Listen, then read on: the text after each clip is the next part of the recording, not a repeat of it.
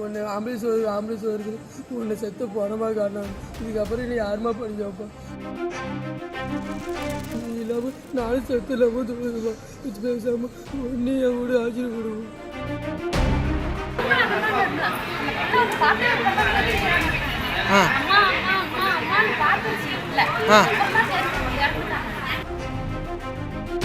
சிகிச்சைக்காக அனுமதிக்கப்பட்டிருந்த தாய் மகள் கண்முன்னே இறந்த பரிதாபம். அவசர ஊர்திக்கு காத்திருந்து வந்தது இறப்பு செய்திதான். தாய் சரியாகி விடுவார் என்றுதான் மருத்துவமனைக்கு அழைத்து வந்தோம். ஆனால் எங்களுக்கு இனி யாரும் இல்லை, இனி என்னை யாருமா படிக்க வைப்பார் என அழும் மகனின் காட்சிகள் மனதை உறைய வைக்கிறது. இங்கே ஆஸ்பத்திரி சேர்த்தோம்மா, நல்லா வைப்பாங்கன்னு வந்து சேர்த்தோம்மா. கையில் ஒன்று ஆம்புலன்ஸ் வருது, ஒன்று செத்து போனமா காரணம். இதுக்கப்புறம் இன்னும் யாருமா படிக்க வைப்போம். இம்மா நாள் ஒரு கையால் சோறு தரணும். நீ நிறைய நம்ம சோறு கூட திங்க விடாம இதுக்கப்புறம் என்னம்மா பண்ண போகிறேன். நீ இல்லாமல் நானும் செத்து இல்லாமல் தோணுதுப்பா. வச்சு பேசாமல் ஒன்று என் கூட ஆச்சரிய கொடுக்கும். மயிலாடுதுறை மாவட்டம் மயிலாடுதுறை அரசு பெரியார் மருத்துவமனையில் சளி பிரச்சினைக்காக அனுமதிக்கப்பட்டிருந்த பாக்கியலட்சுமி உயர் சிகிச்சைக்காக திருவாரூர் மருத்துவமனைக்கு செல்ல வேண்டிய நிலையில் அவசர ஊர்தி கிடைக்காததால் பரிதாபமாக உயிரிழந்தார்.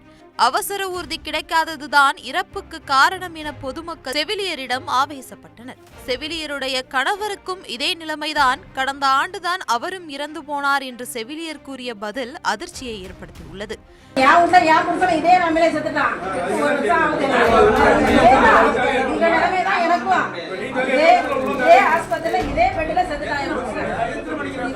மதியம் மேடம் ரெஃபர் பண்ணி சொல்லிட்டாங்கப்பா.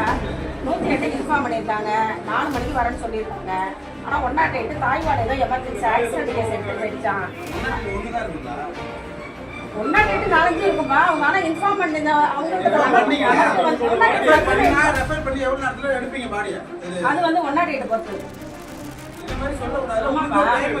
அது கிடையாது. 108 அவங்க வந்து எப்ப அவங்களுக்கு தெரியும், எப்ப எந்த அவங்க வந்து நியரஸ்ட் ஏதோ அப்படிதான் அனுப்புவாங்க.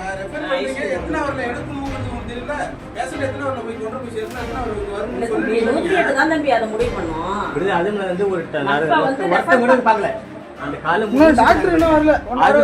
செக் பண்ணல வந்து செக் பண்ணீங்க எப்படி செக் பண்ணல? நான் சொன்ன பிறகு வந்து செக் பண்றாங்களே. உண்மையான இது கண்டிப்பா நடக்கும்.